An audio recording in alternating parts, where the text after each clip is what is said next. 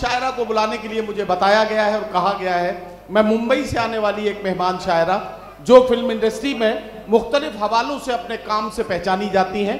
एक अच्छे शायरा या कवित्री तो हैं ही, साथ ही साथ वो एक कंपोज़र और एक अच्छे नगमा निगार के तौर पर भी उनका अपना काम है। मैं चाहता हूँ शांभवी सिंह को आवाज़ दूँ और उनसे गुजारिश करूँ कि वो अपने कलाम के साथ माइक पर तशरीफ़ लाएँ। शांभवी, भाई आदित्य यादव जी की मोहब्बतों का शुक्रिया हम सब अदा कर रहे हैं कि उन्होंने अपने मसरूफ़ तरीन वक्त के बावजूद हम शायरों के लिए अपना कीमती वक्त निकाला है। आप भी अपने खूबसूरत कलाम से नवाजें मोहतरमा शांभवी सिंह। आप सबको नमस्कार। और मैं वारसी साहब का धन्यवाद करती हूँ कि उन्होंने मुझे इस महफिल में बुलाया है और हमारे सांसद बदायूं, माननीय सांसद बदायूं आदित्य यादव जी को बहुत बहुत बधाई देती हूँ। एक बार जोरदार तालियां बजा दीजिए। हमारे बीच हमारे मुल्क में पधारे हुए डॉक्टर बू अब्दुल्ला साहब का स्वागत करती हूँ।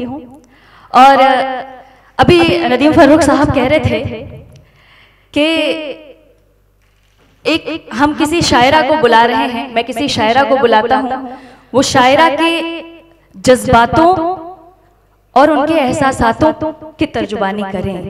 पर आज मैं यहाँ उनके हालातों की तर्जुबानी करने उपस्थित हुई हूँ। मेरे हालात शायरा। अच्छा, शायरा। जब भी कोई लड़की, कोई औरत, कोई महिला काम करके घर वापस देर से आती है तो कभी कोई उसके लिए ये पूछने के लिए नहीं बैठा होता कि क्या आप थक गए हो, क्या थकान तो नहीं हो गई है। तो उस पर और ऊपर से उसके ऊपर ऐसे इल्जामात, ऐसे लांछन लगाए जाते हैं कि वो अपने कार्य में विफल होने की कगार पर पहुंच जाती है। जहां पर मैंने लिखा है कि गांवों के बीहड़ रास्तों मेड़ों से चलकर, शहरों की मारा मार की गर्मी में जलकर एक स्वप्न आंखों में लिए बढ़ती रही थी। मैं जिंदगी के पाठ को पढ़ती रही थी, एक उम्र देकर स्वयं में खुद को जिया था, इस कदर संघर्ष का अमृत पिया था। पर सुलगती मानसिकताएं घनेरी, रात बनती जा रही थी वो अंधेरी। लोग बातें कर रहे थे आचरण की, स्त्री की शोहरत में छुपे गंदे चरण की।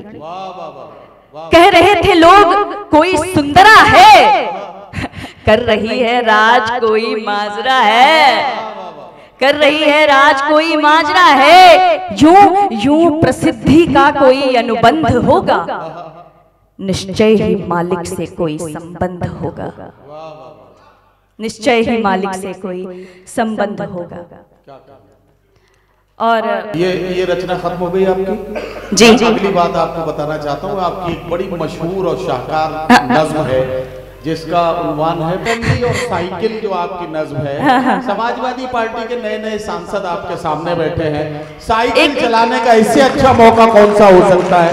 वो अपनी साइकिल अब आज पेश कर दीजिए। मैं इसके लिए कह रहा हूँ कि वक्त कम है। हाँ, नहीं बिल्कुल। तो मैं आगे बढ़ती हूँ और साइकिल सुनाती हूँ, जैसा कि नदीम फर्रुख साहब ने हमारे बीच कहा।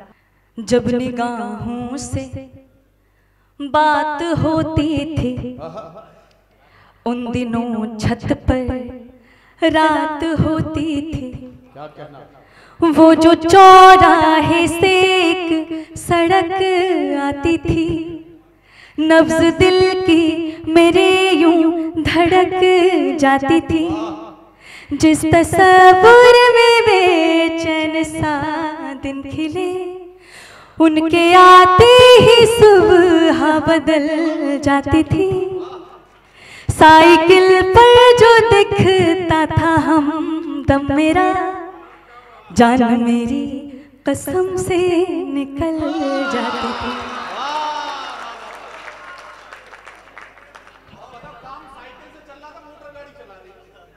वो जो पहला सा प्यार था दिल बेकरार था, आओ बताएं तुम्हें, हर जुबां पे सवार था अपना वो प्यार, आओ किस्सा सुनाएं तुम्हें।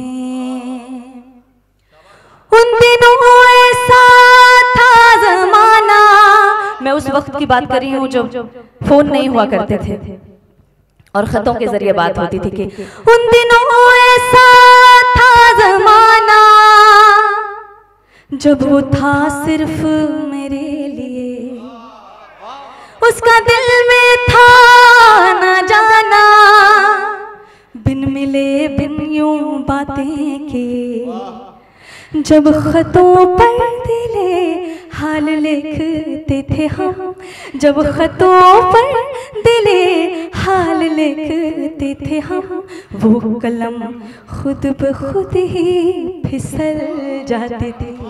वो जो पहला सा प्यार था दिल बेकरार था, आओ बताएं तुम्हें, हर जुबान पे सवार था अपना वो प्यार, आओ किस्सा सुनाएं तुम्हें। मैं गांव से बिलोंग करती हूँ, मैं गांव की रहने वाली हूँ, मेरे 15 वर्ष गांव में ही बीते।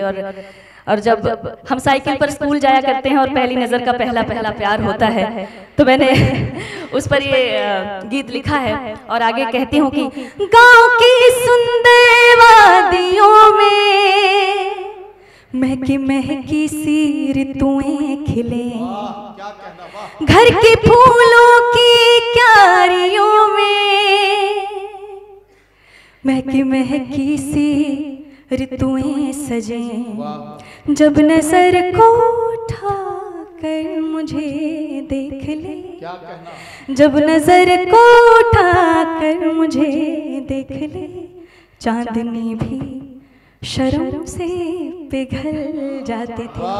वो जो पहला सा प्यार था दिल बेकरार था, आओ बताएं तुम्हें, हर जुबान पे सवार था अपना वो प्यार, आओ किस्सा सुनाएं तुम्हें।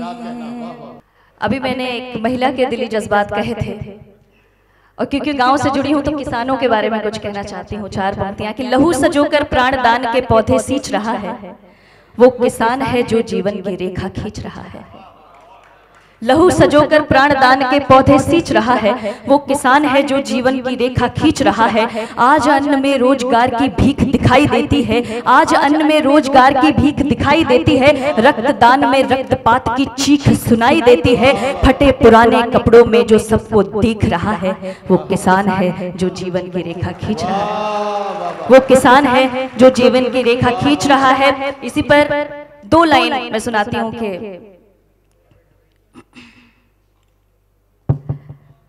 ये बहुत मेरे हृदय को छूने वाली कुछ पंक्तियां हैं। मैं चाहूंगी इसी के साथ मैं अपने शब्दों को विराम दूं और आप तक वो बात पहुंचाऊं।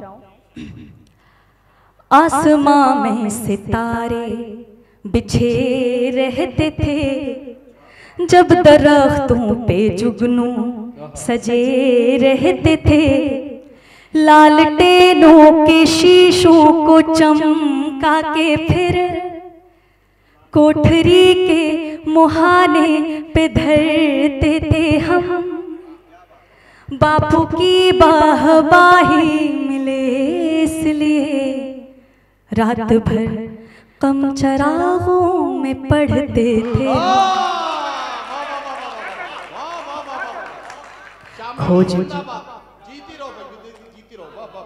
खोज लाओ कोई, बहुत शुक्रिया, खोज लाओ कोई उन दिनों को कभी, जब हमारा वो एक घर हुआ करता था, आम की कैरियों संग मेरे गांव में, प्यार ही प्यार सब में बटा करता था। ये शहर है बड़ा लूटा लूटा हुआ, आदमी तंग है कितना टूटा हुआ, ऊंची ऊंची इमारत से दिख ना सके, वो मोहब्बत का घर पीछे छूटा हुआ, 4 सिक्कों के खन खन से जो था भरा, दिख रहा है वो गुल्लक भी फूटा हुआ, जब सुबह को पपीहा उठाए हमें, दूध रोटी मेरी माँ खिलाए हमें, चाय की पत्ती में निकली टॉफी को हम तोड़कर बांट कर प्यार से खाते थे। इतनी यारी थी कि दोस्तों के लिए मार खा के भी झगड़ों में मुस्काते थे। खोज लाओ कोई उन दिनों को कभी, जब हमारा वो एक घर हुआ करता था। आम की कैरियों संग मेरे गाँव में प्यार ही प्यार सब में बटा करता था। बहुत शुक्रिया आपका।